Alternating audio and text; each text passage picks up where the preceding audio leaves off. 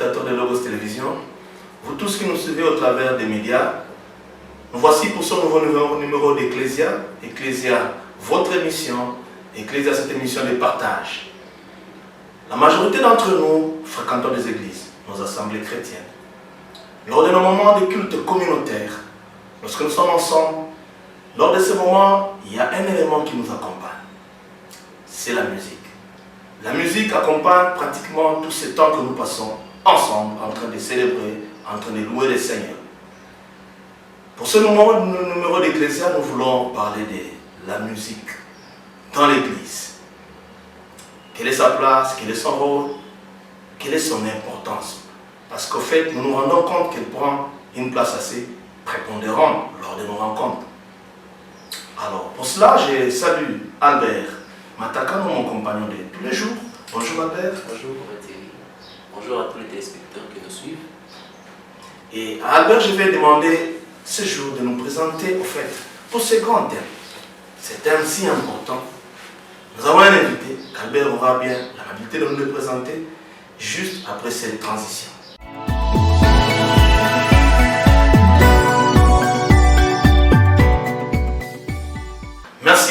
Merci, nous revenons dans cette tranche, dans cette émission.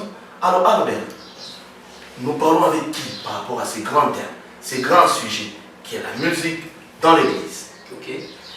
Alors, par rapport à ces thèmes, nous allons échanger avec un homme de Dieu bien, un homme de Dieu qui est à la fois pasteur, mais aussi il exerce aussi la musique, non seulement en solo, mais aussi au sein de l'Église, d'une église locale, mais aussi il bénit aussi l'église corps du Christ. Il s'agit bel et bien du pasteur Johnny Aaron Kamembele. Il est pasteur à l'église Salem, tout est accompli à Lubumbashi, dans la province du Haut-Katanga, en République démocratique du Congo. Donc c'est avec lui que nous allons échanger tout autour de ces thèmes assez intéressants, assez importants, la musique dans l'église. Parce que l'Ecclésia, c'est pour parler des réalités de l'église, c'est pour parler de tout ce qui concerne l'église dans l'objectif d'édifier encore davantage les membres, les chrétiens de l'église. Alors, pasteur, shalom. Shalom à vous qui me recevez, Papa Thierry et Papa Albert, et shalom à tous ceux qui nous suivent en pareil moment. Merci beaucoup, shalom pasteur. Nous sommes dans la joie de vous recevoir dans l'Ecclésia pour la toute première fois. Ça nous fait vraiment plaisir.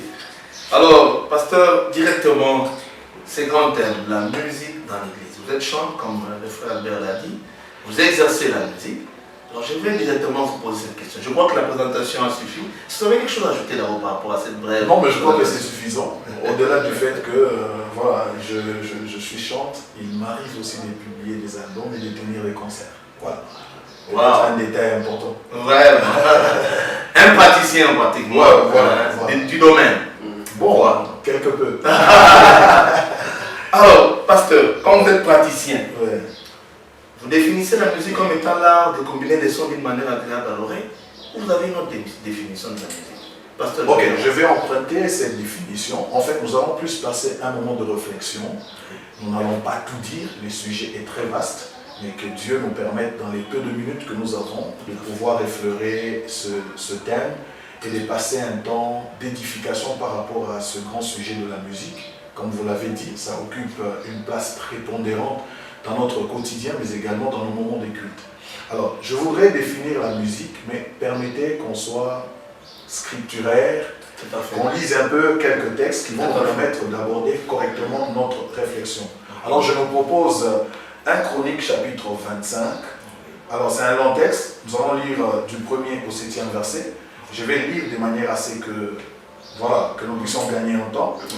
Alors, David est le chef de l'armée, mis à part pour le service ceux des fils d'Azaph, d'Héman et de Jéduthun, qui prophétisaient en s'accompagnant de la harpe, des luttes et des cymbales.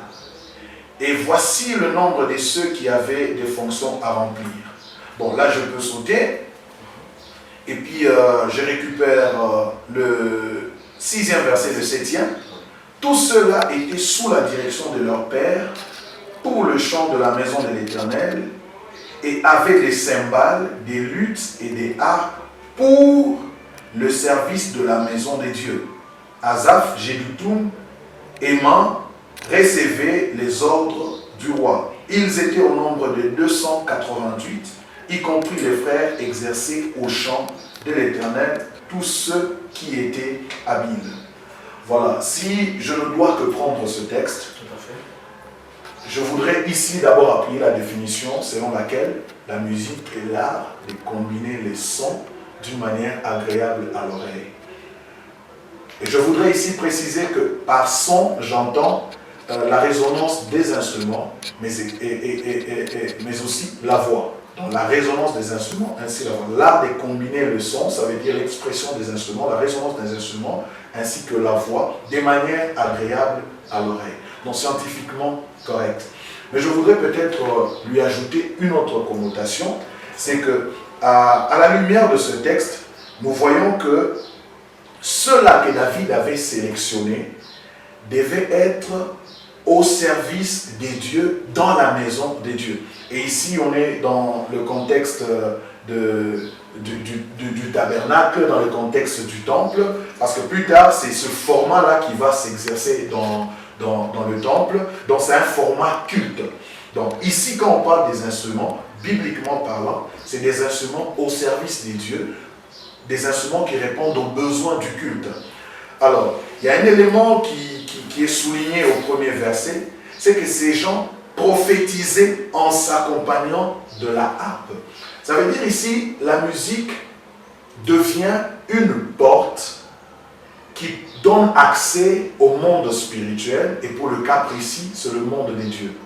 Donc la musique n'est pas simplement un art de combiner le son de manière agréable à l'oreille, mais devient également une porte d'entrée ou d'accès au monde spirituel. Voilà pourquoi les Asaph, les Jeduthun dont parle la Bible, les Héman, c'était des personnes qui, lorsqu'ils s'exerçaient à la musique, la Bible dit qu'ils prophétisaient. Et ce n'est pas le seul exemple dans la Bible. Nous avons l'exemple de David, par exemple, qui chantait aux côtés de Saül. Lorsqu'il chantait, la Bible dit que Saül était soulagé. Parce que cette musique exerçait une influence spirituelle sur la personne de Saül. Vous avez également le cas du joueur de la harpe aux côtés d'Élisée. Lorsqu'il s'est mis à jouer à la harpe, la main de l'Éternel est descendue sur Élisée, l'onction est descendue sur Élisée. Il n'avait pas une orientation prophétique par rapport à la situation dans laquelle il se retrouvait. Et du coup, il a eu l'orientation prophétique, il a eu une prophétie, l'ainsi dit l'Éternel, il a donné l'orientation par rapport à cette crise d'eau qui avait tout autour d'eux. Bref, la musique devient donc une porte qui nous donne accès au monde spirituel, ou qui permet au monde spirituel d'exercer une influence sur nous. Alors, de ce fait, dans le monde spirituel, nous avons donc deux mondes, nous avons deux royaumes. Nous avons le royaume des lumières, qui est le royaume de Dieu, et nous avons le royaume des ténèbres, qui est le royaume des Satan. Donc la musique devient une porte qui vous amène soit vers Dieu, soit vers Satan. Soit qui permet à Dieu d'exercer une influence sur vous, soit au diable d'exercer une influence sur vous. Voilà l'élément que je voulais ajouter sur le point de la définition de la musique. Voilà. Très bien, pasteur. Très bien dit. Je crois que les téléspectateurs vous ont bien suivi. Ça devient une porte d'accès. Absolument. Dans un monde spirituel. Absolument, oui. Le monde de Dieu. Le monde de Dieu. Ou le monde du diable. Justement. C'est-à-dire c'est une flèche aller et retour. C'est-à-dire, vous qui exercez la musique vous permet d'entrer dans le monde de Dieu ou dans le monde du diable, tout comme la musique permet à Dieu d'exercer une influence sur vous. Parce que les prophéties dont parle ici le texte que nous venons de lire, d'ailleurs il y a peut-être un texte que je n'ai pas pris, c'est au verset, attendez que je retrouve le verset, au-delà de la prophétie, voilà, le verset 3. La Bible dit, Jeduthun, le fils de Jeduthun, Guédalia, Tseri, Esaïe, Akashabia, Matitia et Shimei, 6, sous la direction de leur père Jeduthun, qui prophétisaient avec la harpe pour louer et célébrer l'Éternel. Donc, au-delà de la prophétie veut dire qu'ils recevaient quelque chose de Dieu qu'ils communiquaient aux hommes. Mais la louange ici veut dire ils remontaient vers Dieu le parfum de leur louange ou de leur adoration. Donc il y a une flèche aller et une flèche retour. Il y a des choses que les hommes donnent à Dieu au travers de la musique, il y a également des choses que les hommes reçoivent des dieux au travers de la musique. Merci beaucoup, pasteur, c'est très bien dit. Alors, je voudrais directement passer à la seconde question. En fait, les textes que vous venez d'exploiter, nous sommes dans l'Ancienne Alliance. Absolument, oui. Nous sommes dans l'Ancien Testament. Alors, j'ai une question qui me vient. En fait, quel rôle joue la musique dans une église? Alors, la manière de faire de l'Ancienne Alliance, est-elle la même avec la Nouvelle? Parce que là, nous voyons David instituer pratiquement après la construction du temple, et Salomon qui a construit le temple, évidemment, on a dû instituer les services, la manière dont les sacerdoces devaient être tenus. Et il y a des chantres, il y avait les Lévites, il y avait beaucoup, tout un service sacerdotal qui était mis en place. Alors, la manière dont ça s'est pratiqué dans l'Ancienne Alliance et la manière dont ça se pratique aujourd'hui, comment est-ce que ça s'est fait? Il faut comparer un peu les deux manières. Quel est le rôle vraiment de la musique? Son importance dans l'exercice du musique? Bon, je crois qu'à ma manière, le fond est resté le même. La forme peut avoir changé. Le fond peut rester le même. Alors, la Bible dans le Nouveau Testament ne nous présente pas trop la musique au sens des instruments comme l'Ancien Testament. Même quand vous lisez les psaumes, on fait une énumération, une citation des instruments. Mais quand vous lisez le Nouveau Testament, il n'y a pas trop ce sens élevé de citation des instruments. C'est vrai que quand vous lisez Apocalypse, on fait allusion aux 24 vieillards, aux 4 êtres vivants qui prennent la harpe, tout ça, et ils proclament leur adoration devant le trône. Mais je voudrais revenir sur une vérité de fond. Je ne voudrais pas ici être dans la forme, les types d'instruments. Par rapport à l'Ancien Testament, on voit vraiment une citation très expresse des instruments utilisés. Je vous propose Éphésiens chapitre 5, le verset 19. Ce texte est pareil au texte de Colossiens sur lequel nous allons. Vous par des psaumes, par des hymnes, par des cantiques spirituels, chantant et célébrant de tout votre cœur les louanges du Seigneur. Voilà. Donc, ici, je voudrais simplement ressortir le fond. Le fond, c'est que Dieu attend qu'on le célèbre avec les genres de musique qu'on appellerait psaumes, qu'on appellerait hymnes, cantiques spirituels, chantant et le célébrant de tout notre cœur, chantant et glorifiant le Seigneur de tout notre cœur. Bref, le fond est resté le même. Dieu accepte qu'on chante pour lui, qu'on le célèbre, qu'on utilise des instruments. En termes de forme, c'est-à-dire quel type d'instrument il faut utiliser, la Bible ne le dit pas, spécialement le Nouveau Testament ne nous donne pas expressément quel type d'instrument nous devons utiliser. Mais tout autour de nous, nous avons des instruments de musique selon les cultures. Nous pouvons donc louer notre Dieu avec les instruments à notre portée. Parce que l'idée ici de la louange, même quand vous lisez le psaume chapitre 150, c'est de louer Dieu avec les instruments à notre portée. Donc, je ne voudrais pas mettre ici l'accent sur les types d'instruments à utiliser, mais je voudrais simplement relever le fond que Dieu attend de son peuple, de son Église, la louange. Il attend les chants, il attend la célébration. Voilà. Dieu attend la louange, il attend la célébration. Je crois que je vais donner la parole à Albert pour une préoccupation aussi. D'accord, qu'il ne manque pas. Alors, pasteur, je vous ai suivi. Je rentre toujours dans la définition, de la musique, combinaison de tout ça pour un son agréable à l'oreille. Alors, je voudrais, à la lumière de ça, parce qu'il y a de ceux, surtout quand on observe l'avancée des choses dans le monde actuel, même en termes d'instruments, pour exercer cette mission dans l'église, les choses ont sensiblement évolué. Toutefois, il y a une certaine couche qui entre guillemets, extrémistes, pensent que les instruments à notre portée dans cette génération ne contribuent pas vraiment ou ne peuvent pas vraiment être utilisés pour l'expression de la musique dans l'église. Bon, je crois que j'essaierai peut-être trop dur. C'est simplement de l'ignorance. Parce qu'en fait, il y a un terme hébreu qui signifie aussi louange, ça signifie zamar. Zamar signifie louer l'Éternel avec les instruments. C'est la résonance en fait des instruments. Donc, tous les termes louange dans la Bible n'ont pas les mêmes sens. Parce que, bon, la Bible, nous l'avons en français, mais dans les textes originaux, c'est en hébreu. Alors, tous les termes louer ou louange n'ont pas les mêmes sens. Il y a louange qui signifie crier, il y a louange qui signifie danser, il y a louange qui signifie expression des instruments. Donc l'usage des instruments dans une église, ce n'est pas un péché. D'ailleurs, Dieu en fait usage. Quand la Bible nous décrit l'ambiance du ciel, la Bible dit les 24 vieillards, les 4 êtres vivants, ils prennent chacun une harpe et puis ils chantent. Et la Bible, quel est le texte qui voulait... Voilà, l'élément que je vous ai évoqué, même l'enlèvement sera précédé d'un son de la trompette. Voilà. L'instrument intervient à la voix d'un archange et au son de la trompette. Dieu a utilisé dans les temps anciens la trompette pour faire passer le message. Dans les instruments, d'ailleurs, quand vous lisez Ézéchiel chapitre 28, c'est lui que nous appelons Satan, autrefois appelé Lucifer, c'est un ange de Dieu. C'est un ange au service de Dieu. Parmi les éléments qui étaient attachés à sa nature, il y avait les tambourins, la flûte, bref, les instruments de musique. C'était ça son travail.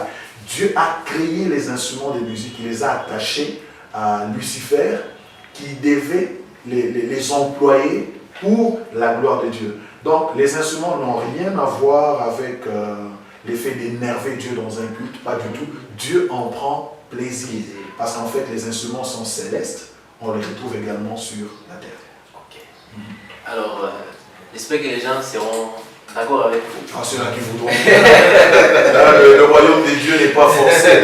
Mais ceux qui lisent attentivement la Bible vont constater que Dieu fait usage des instruments de musique. Et ça ne date pas d'aujourd'hui. Et il faut dire que quand la Bible a été écrite, c'était dans la période antique. Il y a des types d'instruments qui étaient liés à la culture d'Israël. Mais nous, dans notre culture, on ne retrouve pas trop la harpe. Nous sommes trop dans la guitare. On est dans le piano. Voilà, donc... sans oublier notre tam-tam traditionnel. Sans oublier notre tam-tam. Et même les tam-tams, il y a différentes sortes de tam-tams. Moi, je me rappelle quand j'ai grandi, quand j'étais encore enfant, nous avions un tam-tam en carré. Et il y avait des tam-tams qui avaient des résonances un peu aiguës, et puis des tam-tams à résonance un peu grave. Voilà, ça faisait de la musique. Bon, à l'époque, il n'y avait pas trop d'instruments. Nous, on a grandi avec les tam-tams. Voilà. Et puis les mukokolo, mouchaka, on était dans ça. Donc Dieu n'a rien à voir avec tout ça. Ça n'énerve pas Dieu. D'ailleurs, certaines personnes, vous trouverez dépassées et même croirez que vous êtes en train de faire des divinations si vous trouvez avec les mouchaka, les maracas. Il y en a qui ne supportent pas ça, ils trouvent que non, mais comment ces gens ont des maracas, c'est trop traditionnel. Peut-être qu'ils font l'enchantement, ils font la divination. Ça n'a rien à voir, c'est un instrument de musique à notre portée. Un instrument de musique à notre portée et Dieu prend plaisir à tous ces instruments, au son qui produit tous ces instruments. Alors je voudrais revenir, pasteur, parce que nous avons commencé avec une approche scientifique, je voudrais un peu rester sur ça pour y aller à autre chose. Ouais. Nous avons défini scientifiquement parlant ce que c'est la musique, et vous y avez ajouté différents éléments bibliques. Ouais. Certains auteurs, quand vous parcourez même la littérature sur la musique, certains auteurs, dans l'histoire, dans la genèse de la musique, il semblerait que la musique était venue, dans les origines,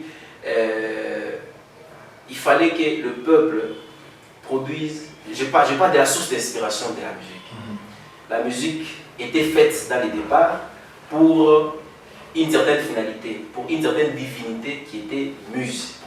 C'était là que le nom même de la musique est venu. Alors je voudrais revenir sur la démarcation, parce qu'aujourd'hui on utilise les mêmes instruments, même dans le monde. La musique profane, la musique chrétienne. Cette démarcation-là, mais aussi y ajouter un peu une argumentation sur la source d'inspiration. Parce que la musique qu'on doit pratiquer à l'église, elle doit essentiellement d'abord être différente de celle qui se fait ailleurs. Mais de nos jours, même quand on regarde, permettez-moi, vous êtes praticien de ça, certains répertoires, ça laisse à désirer. Absolument. Alors, quel commentaire est-ce que vous pouvez faire sur ça? Alors, je ne suis pas un connaisseur de tout, je partage le peu que je connais. Oui. Voilà, donc les scientifiques ont leur version, mais moi je me base essentiellement sur la Bible. Quand je lis la Bible, le premier fabricant de la harpe, c'est Jubal, qui est un des descendants de Caïn. Et une précision, c'est que, en guillemets, c'était un païen. C'est-à-dire quelqu'un qui ne connaissait pas Dieu, qui était issu d'une descendance teintée du péché. C'est pour ça que nous commentons en disant les païens ont comme une longueur d'avance. Bon, on ne va pas entrer dans ce débat-là. Tout à fait. Alors, mais quand nous lisons la même Bible, c'est Dieu qui a créé la musique. Et quand vous prenez Colossiens chapitre 1er, le verset 16, il y a une dernière phrase qui dit que tout a été créé par lui et pour lui. C'est un élément important. Les scientifiques ne sont pas des créateurs de musique. L'homme n'est pas créateur de musique. C'est Dieu qui est le créateur de musique. L'homme ne crée pas la musique. C'est Dieu qui est le créateur de musique. Alors, si Dieu a créé une chose, la Bible me dit, tout ce que Dieu a créé, il a créé par lui et pour lui. Ça veut dire la finalité de la musique, c'est Dieu. Point barre. Mais il se fait que le diable même qui était autrefois Lucifer, à sa nature était attaché des instruments de musique, lui-même s'est dérogé de cette obligation de rendre à Dieu le culte et l'adoration. Voilà, il va être précipité sur la terre, et quand il arrive sur la terre, il a le potentiel qu'il avait autrefois. Ça veut dire qu'il a la musique avec lui. Et qu'est-ce qu'il fait? Il inspire la musique aux hommes de manière à ce que la gloire n'aille pas vers Dieu, parce que lui n'est pas dans cette approche-là. Il voudrait qu'on lui rende à lui la gloire. C'est comme ça qu'on retrouve aujourd'hui une musique qui ne glorifie pas Dieu et une autre qui glorifie Dieu.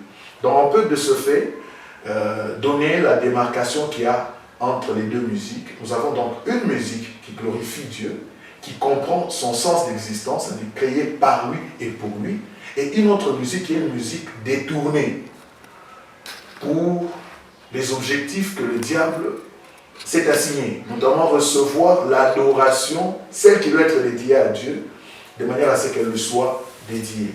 Donc, il y a une démarcation de ce fait, donc on peut considérer qu'il y a une musique qui glorifie Dieu et une autre qui ne glorifie pas Dieu.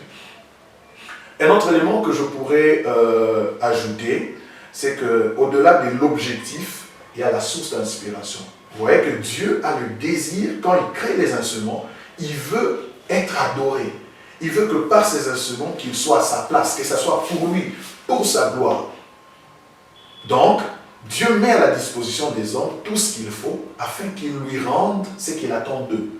Autant le diable, qui veut s'approprier cette gloire, lui aussi met à la disposition des hommes des inspirations pour qu'ils lui rendent gloire. Donc, il y a donc un problème de source d'inspiration qui peut créer la démarcation entre la musique de Dieu et celle qui n'est pas de Dieu, mais également la finalité de la musique qui peut créer une démarcation entre la musique de Dieu et celle qui n'est pas de Dieu. Et de ce point de vue, il y a beaucoup de controverses. Parce qu'il y a même certaines musiques qui sont en termes de forme, musique chrétienne, mais dès lors que ça ne glorifie pas Dieu, c'est n'est plus des dieux. Voilà. Elle n'est plus des dieux. Voilà. C'est-à-dire, c'est une musique qui est parsemée des versets. Quand nous nous apprécions, oh, mais quand Dieu voit ça, il dit non, c'est pas pour moi ça. C'est pas pour Dieu ne se reconnaît pas dans ça. C'est là que nous voulons peut-être interpeller tous les chantres. Nous voulons nous interpeller de manière à ce que la musique que nous sommes en train de faire soit une musique qui atteint Dieu, une musique dans laquelle Dieu se reconnaît. Sinon, nous serons en train de taper à côté. On ne sera pas en train de chanter pour le diable. On sera peut-être dans les justes milieux. Mais le problème avec les justes milieux, c'est que si tu n'es ni chaud ni froid, Dieu te rejette. Il dit, ça ne me concerne pas. Vraiment. En tout cas, alors, je voudrais un peu réagir. Réagir par rapport à ça, avant qu'on passe à autre chose. Pasteur, c'est un peu bizarre. Ouais. Je prends un élément. Nous parlons de la musique que Dieu agrée et celle qui ne l'agrée pas. Ouais. Parce que toute musique faite par une personne non chrétienne, musique faite par une personne non chrétienne. Ok, je voudrais répondre comme ceci. Je prends Psaume chapitre 150, le dernier verset, je crois que c'est le 6e verset, qui dit que tout ce qui respire loue l'Éternel. Mais je voudrais évoquer un aspect. Les plantes, par leur survie ou par leur vie, louent l'Éternel, n'est-ce pas? Tout à fait. Mais est-ce que cette louange-là a déjà fait siéger Dieu de manière à communiquer la guérison à un malade, de manière à apporter une guérison, une délivrance, comme on en a vu dans la Bible, une prophétie? Non, pas du tout. Donc, tout homme peut louer. Mais attention, il y a une dimension exclusive à une catégorie d'hommes que Dieu a formés. La Bible dit dans le livre d'Ésaïe, ne pensez plus aux événements passés, ne vous souvenez plus de ce qui est ancien. Voici, je vais faire une chose nouvelle sur le point d'arriver. La connaîtrez-vous pas? Je mettrai un chemin dans les déserts, des fleuves dans la solitude, les chacals, les autruches me glorifient. Le peuple que je me suis formé publiera mes louanges. Alors, donc, Dieu a une catégorie d'hommes qu'il forme, qu'il sélectionne pour sa louange. Voilà de quelle manière je peux répondre. Pasteur, Je ne sais pas si je vous ai satisfait. Pour terminer, Mais je crois qu'il y a une démarcation. je vais illustrer un peu ce que je suis en train de dire. Ouais. Je prends le cas de l'hymne national. Ouais. L'hymne national, chrétien, profane, païen. Non, Nous les chantons tous. Non, je dis ça fait le juste milieu. Ça fait le juste milieu. Ce n'est ni du diable, ni de Dieu. En tout cas, moi, je situe ça dans les justes milieux. Est-ce que quand on veut faire le culte, on a besoin de l'hymne national? Non, l'hymne national, on honore la patrie, on apprécie la patrie, il n'y a pas de problème. J'ai dit, ça fait le juste milieu. J'ai dit, mais attention avec les justes milieux. Les justes milieux fait que Dieu prenne position. Voilà. Enfin, Alors, pasteur, je voudrais revenir sur un aspect. D'abord, je pense que tout le monde nous a suivis. Tout le monde nous a suivis. Et comme papa Alain le disait toujours, il n'y a pas un dos chrétien, il n'y a pas un dos païen. La musique reste la musique.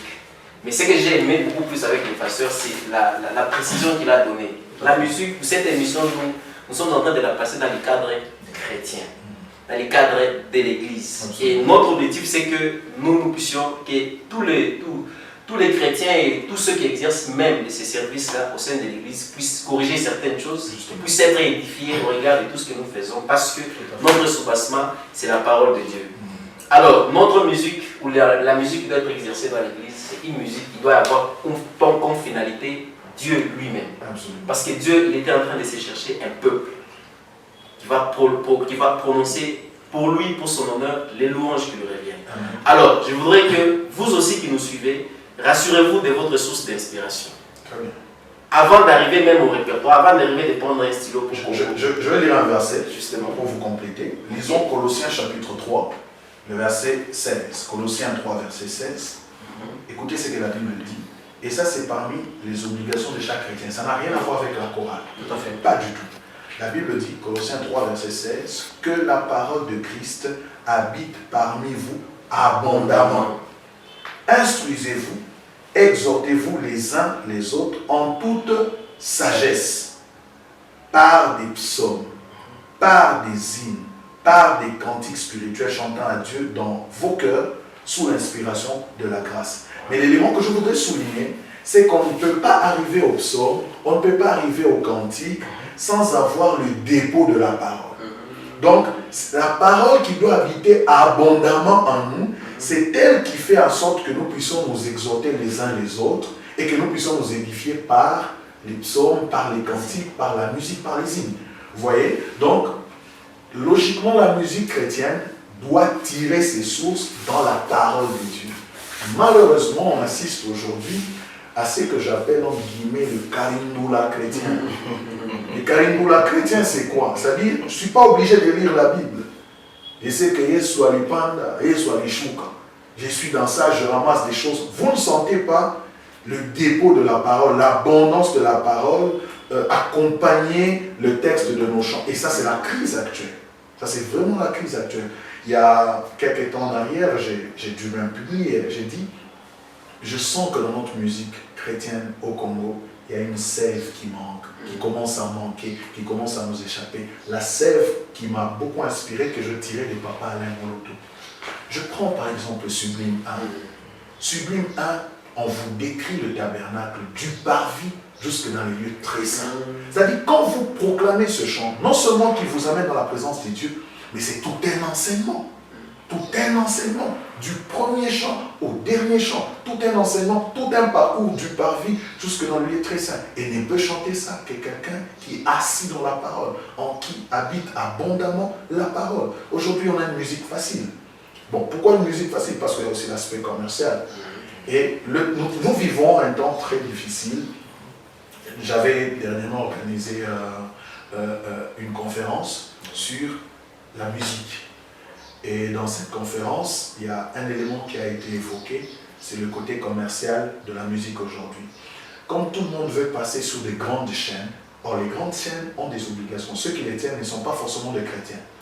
Parmi les choses qu'on restreint, qu'on refuse, qu'on réfute dans les grandes chaînes, c'est citer le nom de Jésus. Soyez dans Dieu, c'est bon. Mais citer Jésus, on vous disqualifie. C'est peut-être pas ici, mais beaucoup plus dans des pays développés, anglophones, tout et tout. Dans le nom de Jésus dérange. On estime que si tu es trop dans Jésus, tu es extrémiste. Il faut rester dans les justes milieux. Dieu. Vous voyez, l'aspect commercial a dénaturé beaucoup de choses au point que on ne sait pas parler de l'essentiel dans la musique. Et voilà, on est tombé dans ça et aujourd'hui on chante tout ce qu'on peut chanter qui ressemble à la Bible, qui est dans la Bible, mais la parole n'habite pas abondamment. Et on assiste à une musique sans impact, ainsi de suite. Mais bon, que voulez-vous, c'est des temps difficiles. Ça a été prédit dans la Bible. Les temps derniers, on aura des temps très difficiles. Et puis voilà, on fait avec. Wow. Je vais choper avec une dernière préoccupation. Allez, Dernière. Alors là, je voudrais Ecclésia, c'est pour ceux qui nous suivent, pour ceux qui sont dans l'église. Et nous qui sommes dans l'église, nous avons la soif et ceux qui sont ailleurs, qui viennent également dans l'église. Alors je voudrais parler pour ceux qui exercent ça, pour ceux qui sentent qu'ils peuvent exercer ça dans l'église. Quel conseil est-ce que vous pouvez leur donner? Parce que vous êtes praticien déjà. Vous exercez dans une église locale et vous faites certaines activités musicales en dehors aussi comme concert. Je pense que les configurations changent et la manière d'approcher cette réalité, elle doit aussi changer. Quel conseil, pasteur, est-ce que vous pouvez donner? Alors j'ai peut-être deux conseils à donner. Le premier conseil, c'est en rapport avec le premier texte qu'on a lu de 1 Chronique, chapitre 25. David était roi et puis il était de la tribu de Juda. Mais les personnes qu'il a sélectionnées n'étaient pas de la tribu de Juda, c'était des Lévites. Pourquoi il a pris des Lévites? Parce que selon les instructions de Dieu, ne pouvait être au service de Dieu qu'un lévite. Et aujourd'hui, l'image du lévite, c'est l'image de celui qui a cru au Seigneur. Donc, vous voulez faire la musique des dieux, la musique pour Dieu, qui célèbre le Seigneur, la première condition, c'est d'abord votre position spirituelle. Il faut être lévite. Il faut avoir donné sa vie au Seigneur. C'est la première condition. Donc, si vous êtes en dehors de cette position, tout ce que vous allez faire, ce sera du passe-temps pour vous. Donc, c'est le premier conseil. Alors, le deuxième conseil, quand on a les deux pieds dans le Seigneur, la deuxième des choses qu'on doit faire, c'est celle que nous venons de voir selon Colossiens chapitre 3, le verset 16e, que la parole de Dieu habite abondamment en vous. Ce qu'il faut faire, c'est s'exercer à la lecture de la parole, mais donner également son oreille à écouter les enseignements. Beaucoup de chantres n'ont pas le temps d'être à l'église, suivent des séminaires. Mais vous allez nous chanter quoi? Suivez les cantiques actuels quand on chante Saint-Esprit. C'est trop superficiel. Pourquoi? Parce que la parole n'habite pas abondamment. Donc mon conseil serait que le principe d'avoir la parole abondante en nous et la position en Christ soit retenu pour ceux qui aimeraient faire de la musique. Merci beaucoup, pasteur. Merci, Albert. C'était très intéressant. Je crois que ceux qui nous suivent ne vont pas me contredire. Pasteur, je voudrais revenir un peu à vous. En fait, l'Église, comme Albert l'a dit, c'est l'Église. Nous parlons des termes qui se rapportent en fait, à l'Église. Je reviens un peu dans nos cultes. Je reviens dans nos cultes parce que, comme je l'ai dit au début, en fait, la majorité d'entre nous, dans nos assemblées chrétiennes, nos cultes sont conduits par la musique. Nous passons des temps, les cultes communautaires, c'est plein de musique. Absolument. Alors, je voudrais un peu, vous en tant que praticien, pour que nos cultes soient corrects, y a-t-il des styles musicaux qui se rapportent, qui se rattachent vraiment à nos cultes?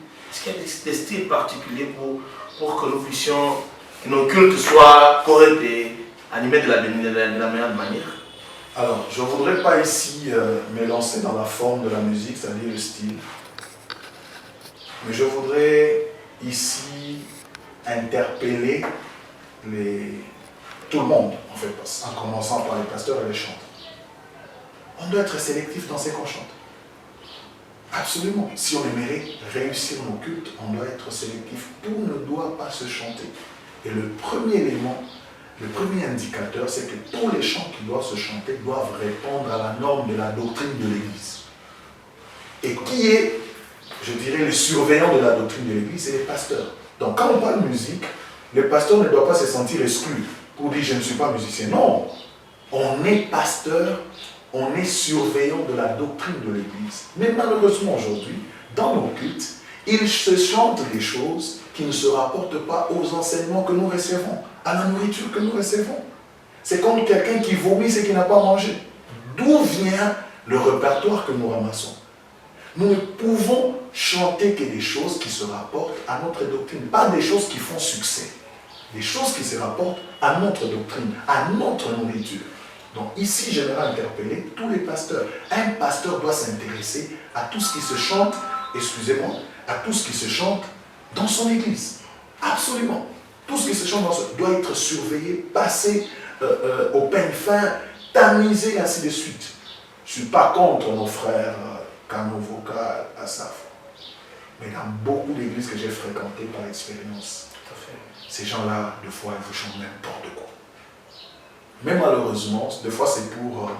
c'est devenu un peu comme culturel. Oui, c'est devenu culturel, justement. Alors, on aimerait satisfaire un peu tout le monde à l'église pour dire, bon, ah ouais, j'ai un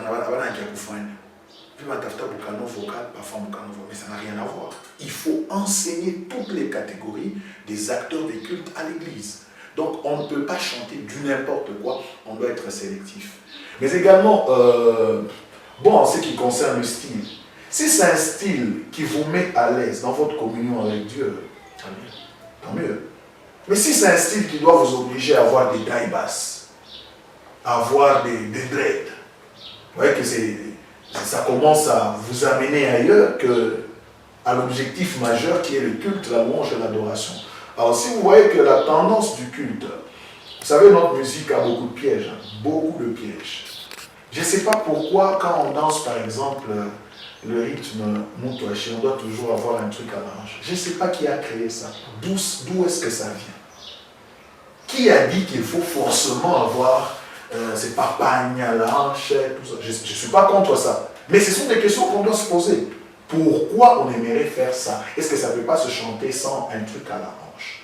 De manière à ce que si nous réfléchissons sur nos pratiques à l'église, nous allons échapper au piège du diable et nous allons glorifier Dieu. Il faut qu'on réfléchisse. Pourquoi nous dansons comme nous dansons là?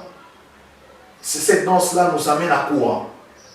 Alors, vous avez il y a des infiltrés aussi dans la musique, dite chrétienne. Il y a des infiltrés. Il y a des gens, il sait que s'il fait sa musique là, païenne, au sens païen, il ne va pas se retrouver. Il aborde la musique chrétienne pour la forme. Mais il fait sa prostitution dans sa musique chrétienne. Alors, il peut vous créer des danses. Les danses qu'il vous crée, ce n'est pas pour Dieu, ce n'est pas pour que vous glorifiez Dieu, mais c'est plus vous attirer à sa personne. Vous voyez? Donc, on doit beaucoup plus réfléchir sur tout ce que nous faisons à l'église, en termes de danse, en termes de style, pourquoi nous empruntons ceci, pourquoi nous empruntons, est-ce que nous sommes à l'aise quand nous faisons ça? Donc, à une réflexion, et puis ça nous permettra d'avoir des cultes réussis. Vraiment, avoir des cultes réussis. Je crois que c'est ça notre objectif. L'objectif, lorsque nous nous retrouvons ensemble, c'est de louer, de glorifier les Seigneurs. Absolument. Nous le disons toujours, c'est la musique des dieux, c'est pas la nôtre. Absolument. C'est pas nous qui la consommons. Non, c'est Dieu qui la consomme. C'est Dieu qui la consomme, donc il y a certaines normes que nous devons vraiment respecter. Merci, pasteur. Pour finir un peu, cette partie, cette étape, je voudrais conclure un tout petit peu en disant qu'il y a une musique spécifique pour l'Église. Spécifique. Oui, absolument. La Bible est claire. La Bible parle des psaumes, parle des hymnes, cantiques spirituels. Alors, c'est déjà une forme de musique, une spécificité que la Bible nous propose.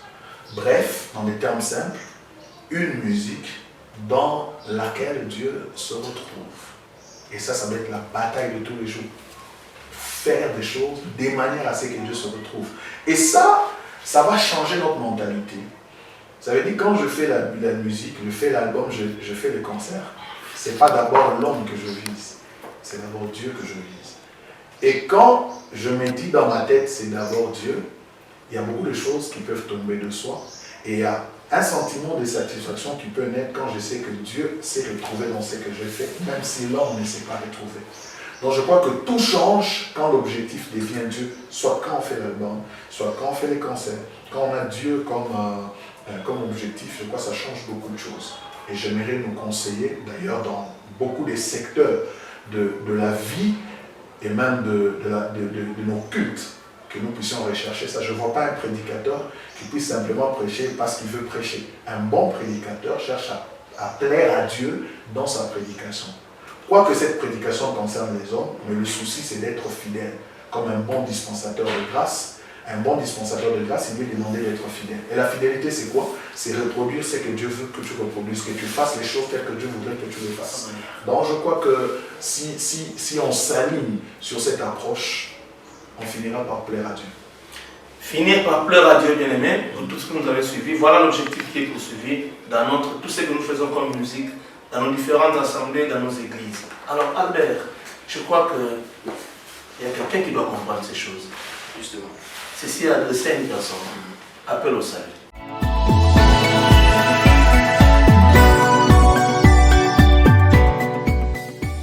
Alors, bien-aimés dans le Seigneur, vous qui nous avez suivis de partout au travers de ces numéros d'Ecclésia, nous avons été là pour vous servir autour du thème la musique dans l'Église. Parce que l'Ecclésia, c'est pour vous, l'Ecclésia, c'est pour vous édifier.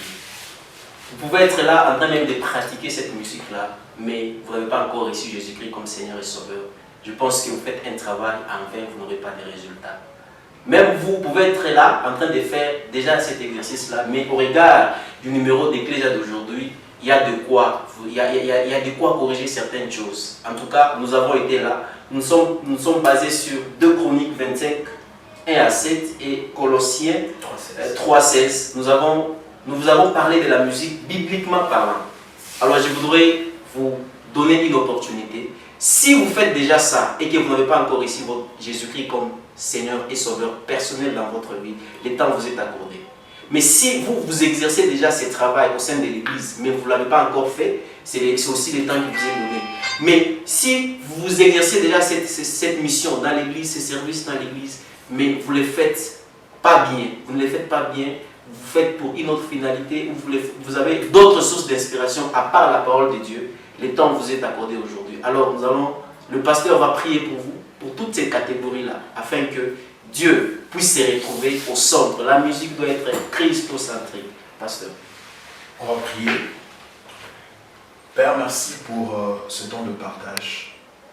Je voudrais recommander mon frère qui a pris la résolution de pouvoir donner sa vie au Seigneur au travers de cette émission parce qu'il a compris que le plus important, c'est d'abord la position spirituelle qu'on doit avoir. Père, je prie qu'ils comprennent qu'en Christ, nous avons le salut, nous avons le pardon de nos péchés. En Christ, nous avons été scellés du Saint-Esprit. En Christ, nos noms sont inscrits dans le livre de vie. Seigneur, nous apprécions ce que ta grâce fait en ce jour de pouvoir sauver un homme, une femme, une âme en ce jour. Mais également, nous prions pour tous ceux qui exercent dans le domaine de la musique, que notre intelligence soit renouvelée et que notre objectif se tourne vers toi. Père, la musique a été créée par toi et pour toi. Et c'est dans ça que nous voulons rester. Aide-nous à te plaire tous les jours de notre vie et soutiens nos églises, nos pasteurs et nos leaders. Seigneur, amplifie ce message dans les cœurs de tous ceux qui nous ont suivis. Au nom de Jésus-Christ. Amen. Amen. Nous voici au terme de l'émission Ecclésia de ce jour, ce numéro. Si ce numéro vous a plu, ne manquez pas de nous faire signe au travers toutes nos pages, à travers toutes nos adresses. Veuillez vous abonner à la chaîne. Je crois qu'Albert va nous rappeler toutes nos pages, nos adresses, et que le Seigneur ne sera pas fâché en vous voyant vous abonner à Ecclésia. Albert. Alors ne manquez pas de le faire. Regardez déjà au bas de votre écran, il y a tous les liens qui sont déjà bien partagés. Nous sommes sur YouTube, Ecclésia TV. Nous sommes sur la page Facebook Ecclésia Espace. Mais vous aussi, si vous souhaitez faire une contribution ou solliciter un enseignement sur un sujet particulier, vous pouvez nous écrire à notre adresse email ecclesiaespace1@gmail.com. Alors nous allons toujours réagir. C'est pour la gloire de Dieu que nous le faisons. Ne manquez pas de le faire. Merci beaucoup. Nous nous retrouvons au prochain numéro. Dans l'entretemps, prenez bien soin de vous, portez-vous bien. Ciao, bye bye, que le Seigneur vous bénisse.